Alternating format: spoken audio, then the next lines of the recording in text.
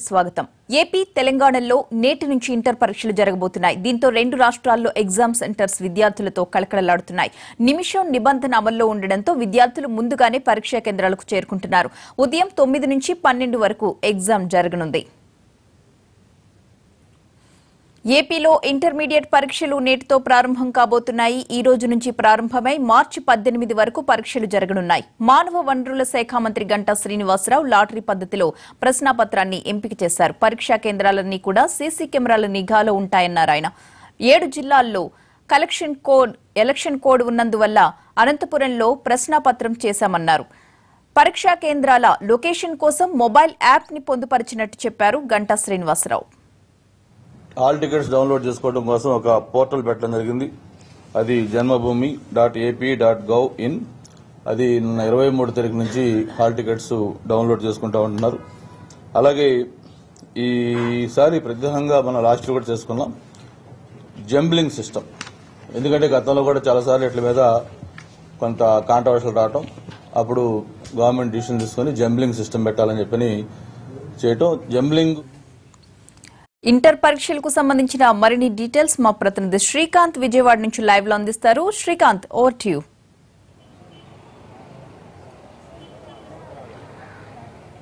ఏపీలో ఈ రోజు నుంచి ఇంటర్మీడియట్ పరీక్షలు ప్రారంభం కావడంతో ఉదయం నుంచే పెద్ద ఎత్తున విద్యార్థులందరూ కూడా పరీక్షా కేంద్రాలకు చేరుకుంటున్నారు. ఈ రోజు నుంచి వచ్చే నెల అంటే మార్చి 18వ తారీఖు వరకు కూడా ఈ పరీక్షలు కూడా నిర్వహిస్తారు. ఈ రోజున ఇంటర్ ప్రథమ ఏడాది పరీక్షలు అయితే ప్రారంభంగానే ఉదయం 9 గంటల నుంచి మధ్యాహ్నం 12 గంటల వరకు కూడా ఈ పరీక్షలు అయితే నిర్వహిస్తారు. మొత్తం ఏపీ వ్యాప్తంగా 10 లక్షల మంది విద్యార్థులు, అంటే inter first year second year కలిపి మొత్తం 10 లక్షల మంది పైగా విద్యార్థులు కూడా ఈ పరీక్షలు కూడా రాయనున్నారు. ఈ నేపథ్యంలో రాష్ట్ర వ్యాప్తంగా ఉన్న అన్ని పరీక్షా కేంద్రాల్లో విద్యార్థులకు అవసరమైన అన్ని ఏర్పాట్లు కూడా సిద్ధం చేశారు. అదేవిధంగా పరీక్షా కేంద్రాల్లో సీసీ కెమెరాలను కూడా ఏర్పాటు చేయడం కూడా జరిగింది. అదేవిధంగా నిమిషం ఆలస్యమైన పరీక్షా కేంద్రాల్లోకి అనుమతించమన్న నిబంధనల నేపథ్యంలో పెద్ద ఎత్తున విద్యార్థులు అందరూ కూడా ముందుగానే చేరుకుంటున్నారు. అరగంట లోపుగానే విద్యార్థులందరినీ కూడా లోపలికి పంపిస్తున్న పరిస్థితి. కొంతమంది తల్లిదండ్రులు కూడా ఉన్నారు. సార్, ఎలా ఉన్నాయి ఏర్పాట్లు? ఎలా ఉన్నాయి? బాగున్నాయి సార్, చాలా బాగున్నాయండి.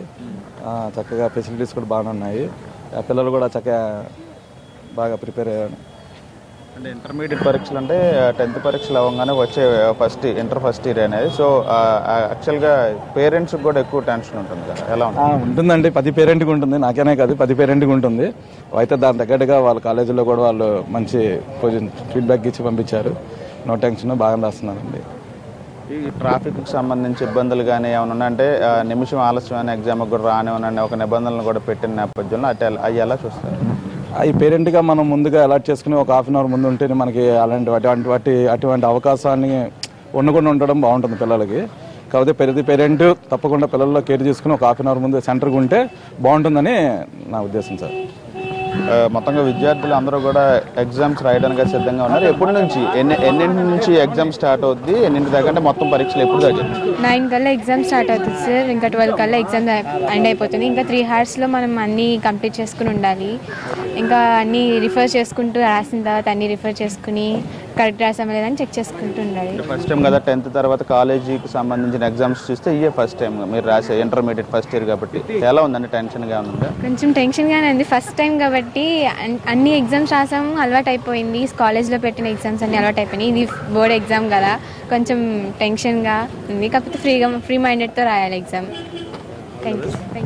మొత్తంగా చూస్తే కృష్ణా జిల్లా వ్యాప్తంగా కూడా సుమారు 1,25,000 మంది విద్యార్థులు కూడా కృష్ణా జిల్లా వ్యాప్తంగా కూడా పరీక్షలు అయితే రాస్తున్నారు. సమయం 8 గంటలు దాటింది కాబట్టి 8:30 నుంచి కూడా విద్యార్థులను అందరి నుండి పరీక్షా కేంద్రాల్లోకి అలౌ చేస్తున్నారు. కాబట్టి విద్యార్థులందరూ కూడా ప్రస్తుతం పరీక్షా కేంద్రాల్లోకి వెళ్తున్న విజువల్స్ కూడా చూస్తున్నాం. అదేవిధంగా లొకేషన్ యాప్, ఈ పరీక్షా కేంద్రాలు ఎక్కడ ఉన్నాయనే దానికి సంబంధించి స్పష్టమైన సమాచారం ఇవ్వడానికి సంబంధించి విద్యాశాఖ లొకేషన్ యాప్స్ కూడా సిద్ధం చేసిన నేపథ్యంలో వాటి ఆధారంగా కొంతమంది దూర ప్రాంతాల్లో ఉన్న వాళ్ళు కూడా నేరుగా ఆ యాప్ ఆధారంగా అయితే పరీక్షా కేంద్రాలకు కూడా చేరుకుంటున్న పరిస్థితి కూడా ఉంది. మొత్తంగా ఈ పరీక్షల నిర్వహణకు సంబంధించి ఫ్లయింగ్ స్క్వాడ్ను కూడా ఏర్పాటు చేశారు.